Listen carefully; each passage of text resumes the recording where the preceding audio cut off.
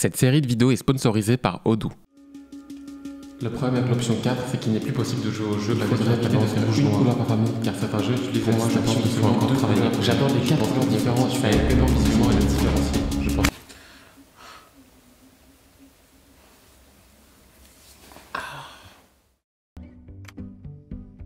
Dans cette nouvelle vidéo, on va designer la boîte du jeu. C'est presque la chose la plus importante parce que c'est la première chose qu'on va voir. Moi, tous les jeux de cartes que j'ai achetés, je les ai chopés parce que j'aimais bien le design de la boîte. Les cartes, elles restent toujours à l'intérieur et encore plus si vous êtes comme moi et que vous détestez jouer à des jeux de cartes. Oui, je suis actuellement en train de designer un jeu de cartes alors que je ne joue jamais à ce genre de jeu.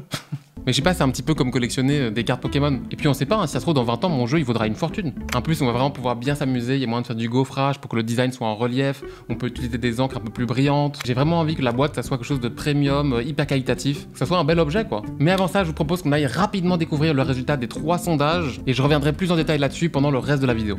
Pour les couleurs, vous avez choisi... Ouh là, c'est super serré. Couleur 1, 38%, couleur 3, 41%. Ça m'arrange pas, ça va faire des déçus ça.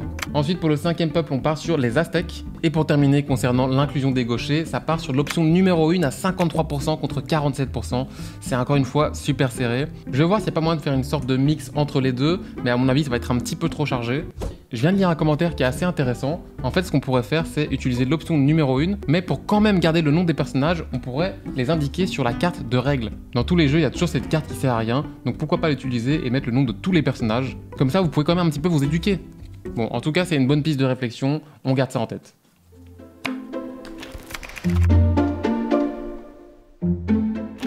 Avant de commencer, je sais pas si vous vous souvenez, mais dans l'épisode précédent, je vous avais dit que je devais encore designer le valet des trèfles, et vous êtes très nombreux à m'avoir proposé Loki, sauf que je trouve qu'il est déjà très présent avec l'univers Marvel, etc. Et en plus, j'ai l'impression que dans l'imaginaire collectif, tout le monde le voit déjà un peu comme dans les comics. Du coup, c'est très difficile de se détacher de cette image, donc j'ai choisi de faire un autre personnage qui m'a également été proposé en commentaire, et qui est aussi lié à Loki, c'est Fenrir, qui est en fait son fils. En gros, Fenrir, c'est un loup qui va être élevé par les As, et qui va devenir tellement gigantesque qu'ils vont devoir l'enchaîner. Il va réussir à s'échapper plusieurs fois et à chaque fois ils vont lui remettre des chaînes. Ils vont même carrément à un moment lui planter une épée dans la gueule. Je vous épargne quelques détails, mais il finira par de nouveau s'échapper pour rejoindre la bataille du Ragnarok. Et il réussira à avaler Odin et finira par se faire abattre violemment par Vidar, le fils du dieu. En plus, je trouvais ça super cohérent parce que comme c'est un loup, ça fera un petit clin d'œil aux Égyptiens qui ont comme valet Anubis. Maintenant, on peut passer au Panthéon des cartes.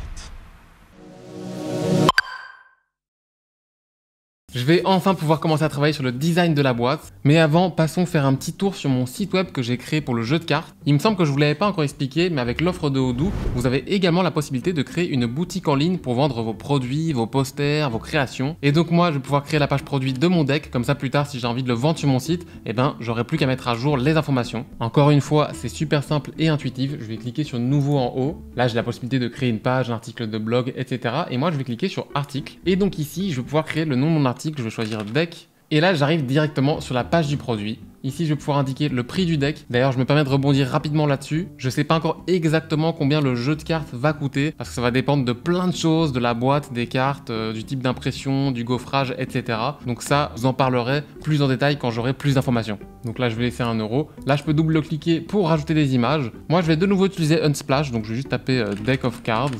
Et là, j'ai plein de photos, mais voilà, je vais prendre celle-là. Vous pouvez voir en haut à droite, il n'est pas encore publié, il est à l'état de brouillon. Et comme je le disais, quand j'aurai envie de vendre le deck, je pourrai revenir sur le site, modifier les informations. Vous avez encore une fois pu constater à quel point ça va vite de créer un article avec Odoo. Et je me permets de vous rappeler encore une fois l'offre que Odoo vous propose. C'est entièrement gratuit, ce qui est quand même assez rare. Vous avez vous aussi la possibilité de créer un site web ou une boutique avec un hébergement et un support qui sont gratuits et un nom de domaine qui vous est offert par Odoo pendant 1 an. Toutes les informations sont dans la description et encore un énorme merci à Odoo de m'accompagner dans cette série. Je vais travailler sur la face avant et la face arrière de la boîte. Le but va être de rajouter plein de petits détails et de références aux cartes. Mais avant toute chose, sachez que j'ai trouvé un imprimeur qui va se charger de produire le jeu.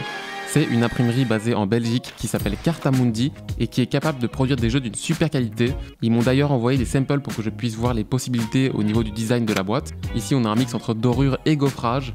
J'aime beaucoup aussi celui-ci avec les abeilles et d'ailleurs ça me permet de vous montrer la qualité des cartes.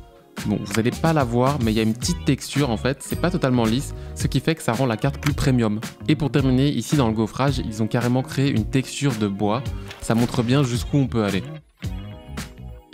Pour en revenir à notre boîte, contrairement aux cartes à l'intérieur, j'aime bien quand c'est assez chargé, qu'il y a plein de petits détails à observer. Et d'ailleurs, je me suis dit que ça pouvait être sympa d'avoir un élément central à l'arrière qui allait représenter en quelque sorte le jeu. Du coup, j'ai dessiné cette icône de planète que je trouve assez graphique et qui finalement peut représenter tous les peuples du monde. Et ensuite, je vais partir sur les côtés depuis le centre pour ajouter plein de petits détails et ornements, mais sans que ça fasse trop vintage. Je vais aussi sans doute travailler une typographie que je vais designer moi-même pour la boîte. Bon, j'aurai pas le temps de le faire pour cet épisode, donc ça sera certainement dans le prochain. Donc pour l'instant, je vais utiliser une fonte que j'ai dans la bibliothèque. Et pour la couleur de la boîte, je sais pas encore exactement ce qu'on va faire, ça va sans doute dépendre des cartes à l'intérieur. J'ai bien avancé sur la boîte, elle n'est pas encore finie à 100%, mais je vais tout de suite vous montrer à quoi ressemble la face avant. J'ai ajouté pas mal de petits détails qui font référence au peuple et aux cartes, comme les 4 icônes qu'on peut retrouver dans les coins, dans les petites bulles.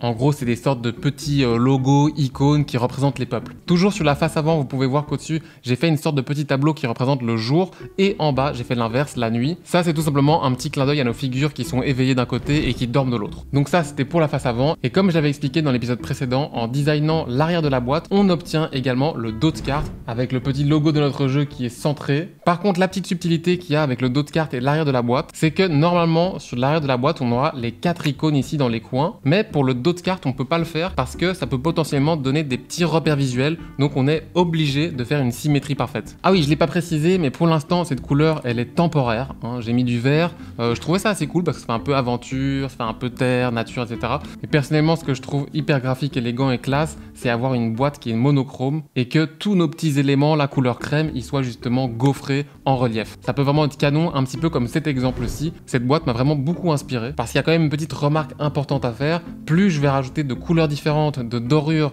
de gaufrage, plus ça va augmenter le coût de la boîte et donc le prix du jeu. Donc je crois que je vais essayer de faire un truc qualitatif et premium pour la boîte, mais que ça reste graphique et minimaliste. Là, je trouve ça assez simple et super efficace. J'ai également reçu le patron de la boîte de mon fournisseur. Comme vous pouvez le constater, il y a encore moyen de rajouter des éléments sur les côtés et sur le dessus de la boîte. Donc c'est ce que je vais faire maintenant et de toute façon, on en reparlera à la fin de la vidéo. Est-ce qu'il serait pas temps qu'on s'en fasse un petit tour de magie juste entre vous et moi, et je vais tenter de le faire en moins d'1 minute sans aucun cut. Je vais commencer par choisir une carte totalement au hasard pour vous, par exemple celle-ci. Un 6 de trèfle. J'adore cette carte en plus. Je sais qu'en général les magiciens sont un peu des menteurs, des manipulateurs, mais là vous pouvez totalement me faire confiance. Je vais prendre le 6 de trèfle et je vais l'enfoncer dans le jeu. Hop, pour le perdre. Et là, comme par hasard, hop, la première carte devrait être une dame de carreau. Merde, normalement j'y arrive ce tour, fait chier. Attendez, je vais prendre la dame de carreau, la mettre sur le côté, et je vais tenter une technique un petit peu interdite de transformation qui consiste à lancer la carte à travers le jeu et là, je la transforme. Peut-être qu'un jour, si YouTube fonctionne plus, je pourrais faire une reconversion et créer un spectacle de magie. Qu'est-ce que vous en pensez? Pour l'instant, vous avez vu que parfois il y avait des petits symboles qui accompagnaient mes cartes, mais c'est des trucs que j'ai fait un peu à la va-vite. Donc on va les refaire maintenant. J'ai envie de faire un truc assez simple avec des formes de base, des cercles, des carrés, des rectangles. Aujourd'hui, pas besoin de révolutionner le symbole des jeux de cartes. Donc là, je vais juste arrondir les angles de mon rectangle. Et si je le duplique, on aura déjà un cœur. Hop, hop. Ensuite, pour le pic, c'est tout simplement un cœur qui est retourné. Et on va rajouter le petit pied ici. Enfin, lui, c'est un petit triangle. Après, parfois, je me dis, est-ce qu'on est obligé de mettre ce petit pied? En vrai, comme ça peut déjà fonctionner, j'ai l'impression. Bon, on va quand même mettre ça pour l'instant. Et maintenant, pour le trèfle, très simple, ça va être 3 cercles. Voilà. Et on a déjà nos 4 petits symboles. Donc, à mon avis, ils vont plutôt être pleins. Et comme je le disais juste avant, est-ce qu'on a vraiment besoin de ça, en fait? Pourquoi pas avoir une version un peu plus minimaliste? Franchement, je trouve que ça peut fonctionner. Peut-être que je me plante, hein. En vrai, c'est vous qui allez choisir. Ou alors, pour quand même garder l'idée d'avoir un pied, on pourrait faire une sorte de petit rectangle, comme ça. Un truc... Ah, c'est pas mal, ça. Je trouve ça encore mignon. En vrai, c'est plutôt du côté des piques et des trèfles que ça se joue, hein, parce que les cœurs et les carreaux, ils seront à mon avis d'office comme ça. Il est temps de passer au sondage.